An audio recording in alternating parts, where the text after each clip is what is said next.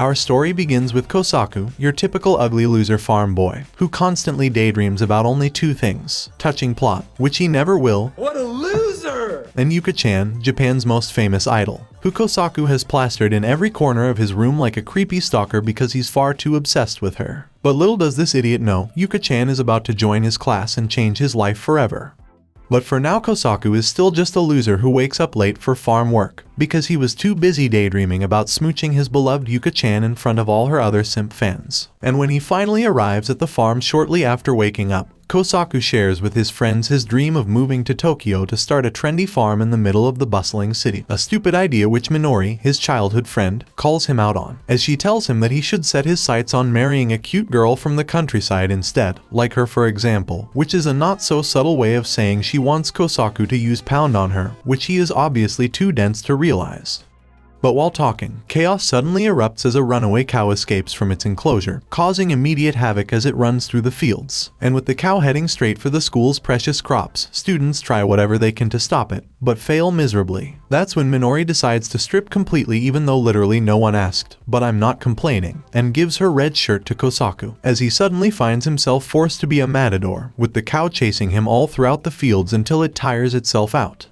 Later that day in class, Kei, Kosaku's best friend, asks Minori about her future goals since she mocked Kosaku's ambitions, and she reveals that her dream is to become a housewife and start a family with someone. And although she refuses to say with who, I'm a bit of a detective so I'm pretty sure it's Kosaku. Thanks, Captain Obvious. Suddenly, Kocho barges into the classroom and tells Kosaku and friends to stop being so noisy and inconsiderate of others, as she walks into the room with a whole cow by her side, since Kocho is a student of animal husbandry, whose job it is to raise and care for livestock, and she looks down on people like Kosaku who grow fruits and veggies instead, even though Kocho has already grown her own humongous natural melons. But Kocho's insulting demeanor quickly splits the classroom into those who work with animals and those who work the fields, and a fierce battle erupts. And although Kosaku initially calls Kocho's cow stupid, when Kocho reveals that her cow will sell for 16 million yen, Kosaku immediately switches sides, which of course infuriates Minori.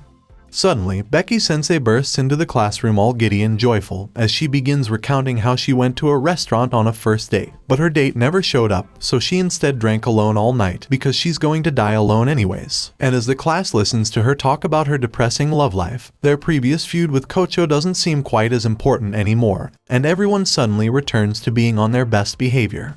Later that day, while eating with his friends, Kosaku hears a heartbreaking news report on TV that reveals that Yuka-chan has quit her idol career and plans to retire immediately, leading Kosaku to conclude that God is dead.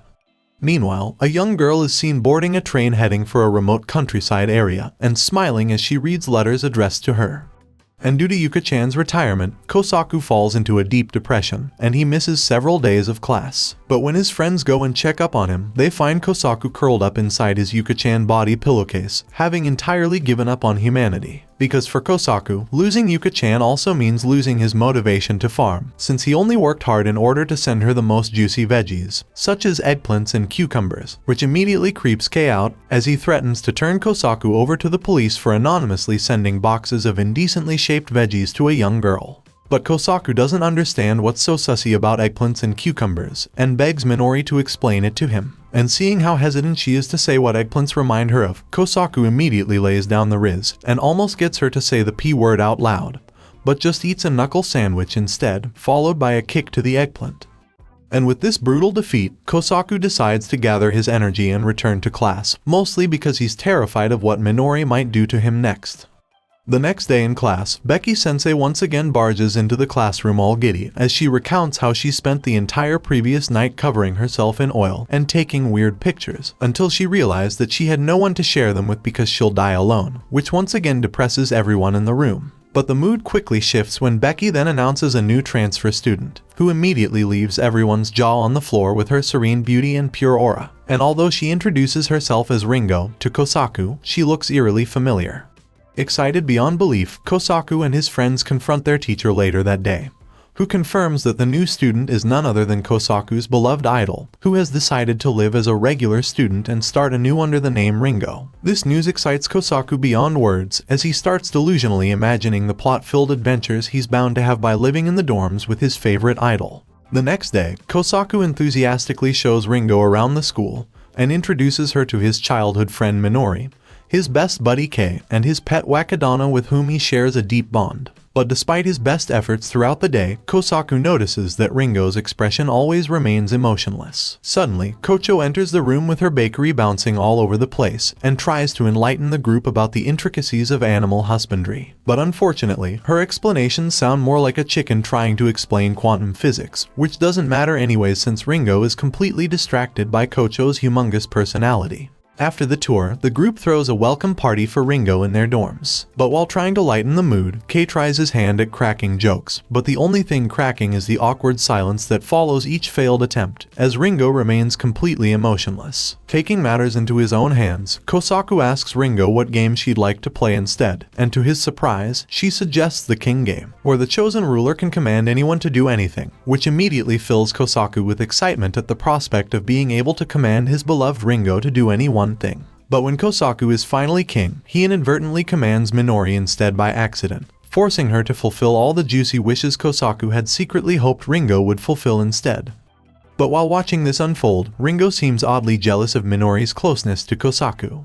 And when it's finally Ringo's turn to reign as queen, she simply orders Kosaku to call her by her first name, a small request that immediately sends our ugly loser to heaven. The next day, Kosaku wakes up in his room full of Ringo merch, thinking the events of the previous day were all just a dream, until he suddenly bumps into Ringo shortly after in the laundry room. And he immediately seizes this opportunity to try and impress her by showcasing his laundry skills. But when Ringo asks for help washing her delicates, Kosaku is completely taken by surprise, and realizes this may be his once-in-a-lifetime opportunity to get a hold of such a treasured item. But just as he reaches out to grab it, Minori walks in and immediately snatches it away from him, while scolding Ringo to be more careful around dumb boys like Kosaku.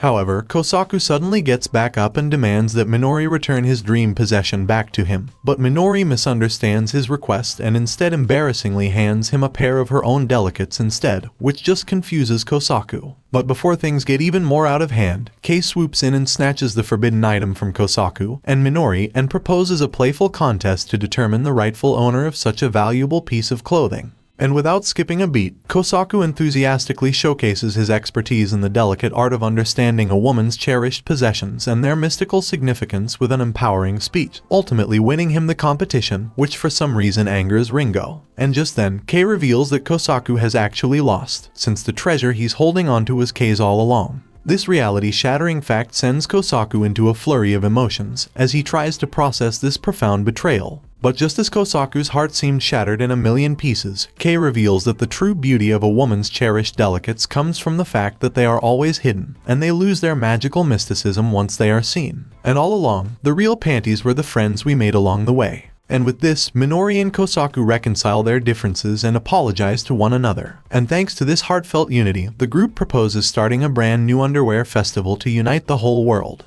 But just as they celebrate their new brilliant idea, Ringo immediately shuts down the festival idea by pointing out how stupid it is and leaving. The next day, Kosaku is crushed to find out that Minori has tossed out all of Ringo's idol merch, even his favorite Ringo body pillow. But when he confronts her about this, Minori tells him that she had to burn everything he owned because if Ringo found all that creepy stuff in his room, she'd understandably freak out. But in reality, she just doesn't want to let her beloved Kosaku get any closer to Ringo, especially since Minori is worried that big city girls are more willing to use their plot to seduce men.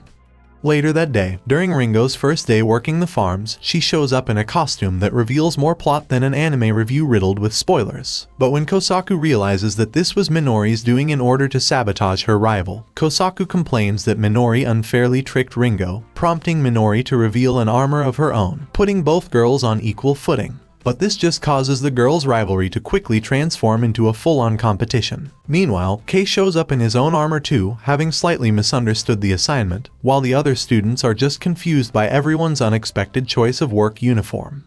And when Ringo and Minori's competition begins shortly after, their first task is to check the crops for parasites, requiring them to inspect and meticulously clean the leaves by removing any pesky insects. But Kei notices that the chosen plants are full of thorns, which should be problematic for a newbie like Ringo. But despite this, Ringo steals the spotlight by handling the parasite-infested leaves without any issues, and ultimately wins the first round with her pure heart that doesn't find worms disgusting. Meanwhile, Kosaku and Kei marvel at how someone from the city could excel so profoundly in farming activities.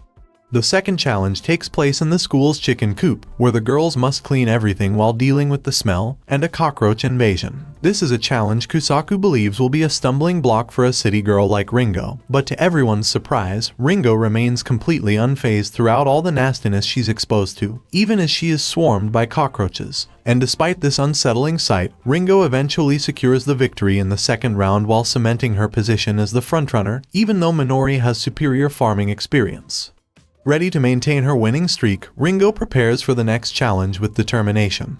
But Minori remains supremely confident that she can win as they approach the third round, focused on the rice planting task ahead. But the climactic final round unfolds the next day, with everyone sporting new outfits. Kei steps up his game with a men's bikini that nearly made me rip my eyes out, while the crowd's attention quickly shifts to Minori as she's dressed provocatively in her striking bloomers, which sends all the boys there to cloud nine. But unbeknownst to everyone, Kei and Minori's outfits are nothing compared to Ringo's grand reveal, as she sheds her tracksuit and stuns everyone with her SS rank swimsuit, which even Kosaku finds far too cute to look at with his mortal eyes. But Kosaku's reaction just ignites the rivalry between the girls even more, since they're both secretly fighting for Kosaku's affection. Before the final round kicks off, however, Kosaku offers Ringo a crash course in rice planting techniques, as he aims to level the playing field against the much more experienced Minori. And as the final round commences, Minori moves quickly as expected and quickly gets a head start, but while Ringo is slower, she approaches the task with remarkable professionalism. But what started as a clash between Ringo and Minori's farming prowess soon turns into a battle of melons against buns, with boys on each side enthusiastically cheering for their favorite kind of plot, if you catch my Tokyo drift. And as they near the finish line, the rice planting competition suddenly transforms into a spirited mud wrestling match when Ringo accidentally pushes Minori into the water, prompting Minori to retaliate. Meanwhile, the other boys watch enthralled by this heavenly sight, but they quickly get completely swept up in the muddy madness, transforming the fields into a muddy battlefield that left no survivors but the two girls. And despite their intense rivalry, Ringo and Minori somewhat bond over the sheer stupidity of men, and the two grow a bit closer. The next morning, Kosaku realizes that he's never seen Ringo smile even though she's been at the school for a while now. But while thinking about this later that morning, Kocho suddenly bursts in and announces that she's seen someone stealing fruits and veggies from the fields at night, and pressures the rest of the students to nab the thief before he wrecks the fields completely. But after Kocho describes the supposed thief, the group concludes it must be a stray monkey that's been munching on the crops at night. Later that day, the group calls an emergency meeting to brainstorm how to deal with this pesky intruder. But when Minori suggests putting up an electric fence around the field, her solution is met with a collective groan from the others since they know the school has no budget for such a fancy solution. Kosaku, on the other hand, suggests the much more reasonable solution of using a fireworks machine gun to scare off the monkey. This brilliant idea, however, is quickly shot down when the rockets accidentally fire off in the classroom, inadvertently revealing Minori's plot as her clothes are burnt to cinders. And since they can't agree on the best solution, Kei decides to take drastic measures by inviting a friend of his, who's an expert in blow darts and a massive weeb, and who claims to be able to capture the monkey at night. And after hiding in the fields all night, the gang surprisingly managed to capture the monkey with blow darts, and soon realize that the creature has an injured arm, which might be why it was abandoned by its family. Ringo worries for the monkey's life now that it's captured. But Kocho reveals that she had already made plans to send the monkey to a nearby zoo so it can live there peacefully among other monkeys. But while everyone else celebrates, Kosaku observes Ringo and notices she still isn't smiling.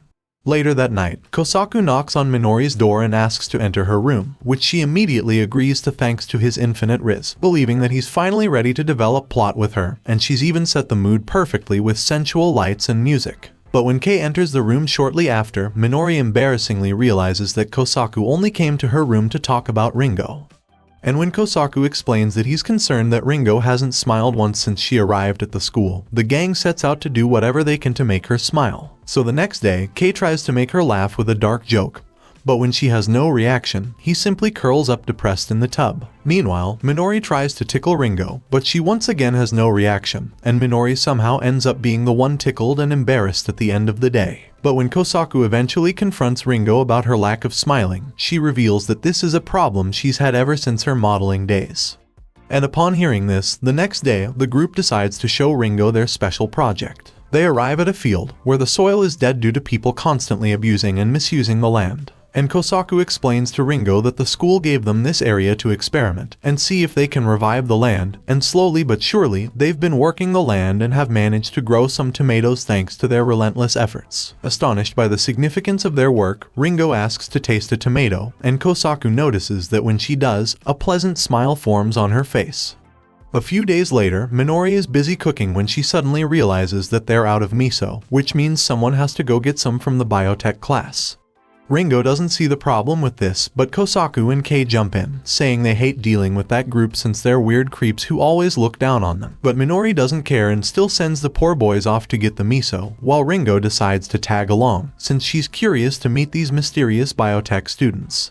But when they get there, they're only greeted by Suzuki, the super enthusiastic class rep, who happens to also be obsessed with yogurt, and happily gives the gang the miso, but only under the condition that they do a favor for her in return, which is to test a new yogurt strain that she's created, with the worst name you could ever imagine. And, not wanting to disappoint Minori, the boys feel that they have no choice but to accept this weird request. But things quickly get even stranger when the boys suddenly find themselves squirting yogurt at each other with water guns, while Suzuki takes pictures. And this fever dream finally comes to an end when the boys are completely covered in white yogurt gunk, which Kei enjoyed a bit too much. What the heck? After finally getting the miso, Suzuki says goodbye but warns Kosaku to be careful, since the scary members of Team F are looking for him.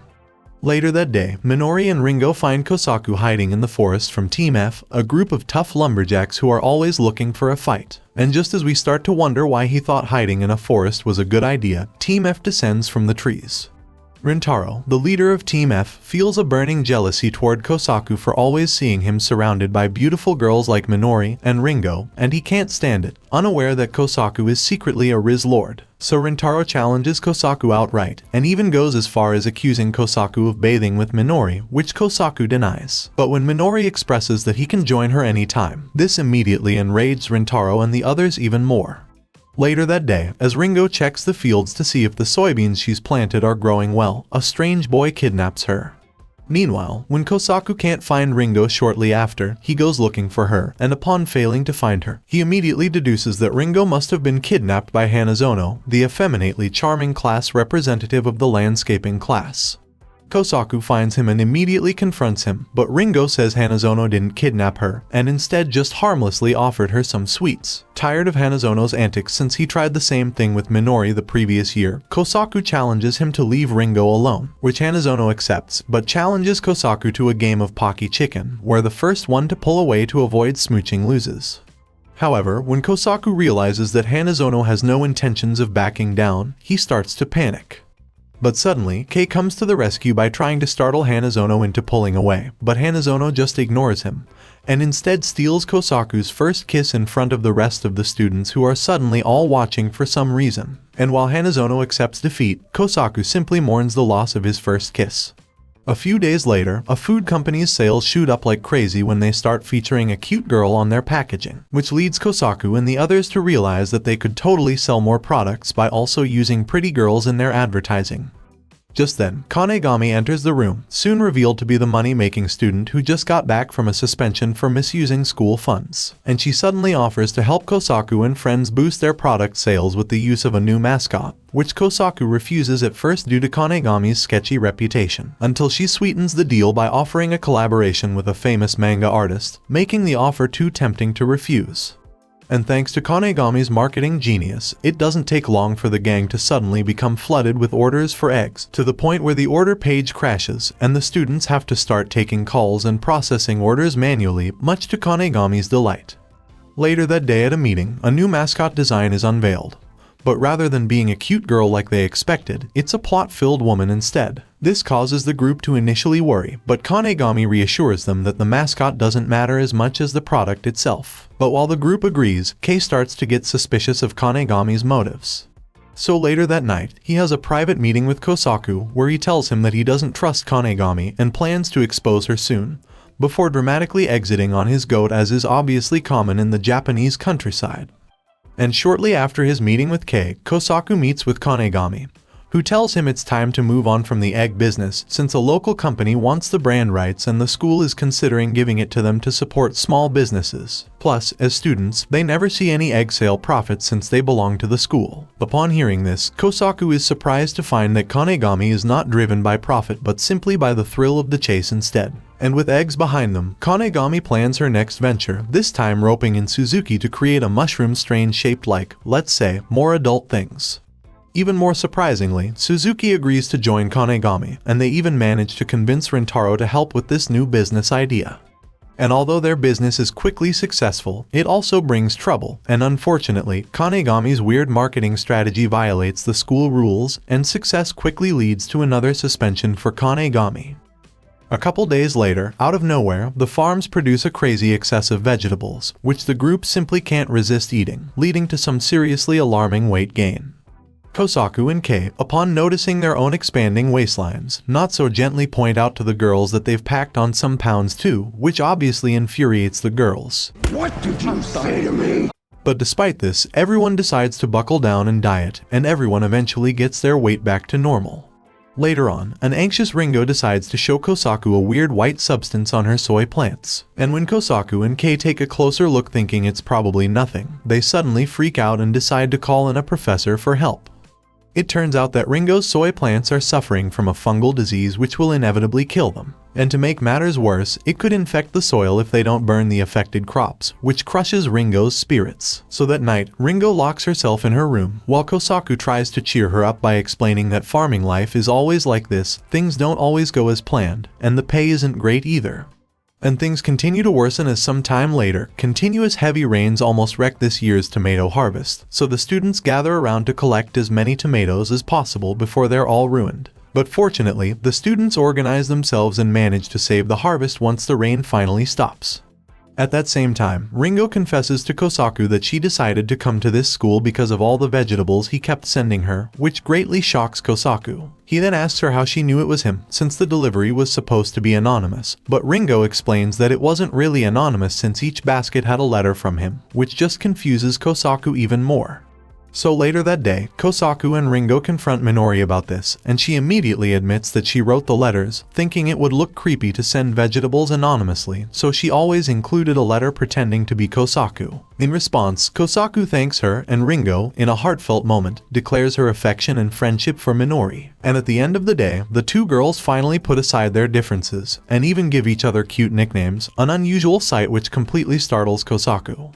Sometime later, Minori reveals that she's never set foot on a beach, and her friends decide it's high time she does, so they start planning for the mandatory beach episode, which excites Kosaku as he thinks it's the perfect opportunity to catch a glimpse of Ringo's plot in a swimsuit. But unfortunately for them, Mother Nature has other plans and sends a typhoon roaring into the area. But Minori refuses to accept this reality and continues to cling to her beach dream, even as her friends try to explain that their beach day is cancelled. Just then, Kanegami pops into the room completely drenched as if she swam to school, after having braved the monsoon for a now cancelled meeting. And she sighs dramatically, realizing she'll have to hang out with this gang of idiots now instead.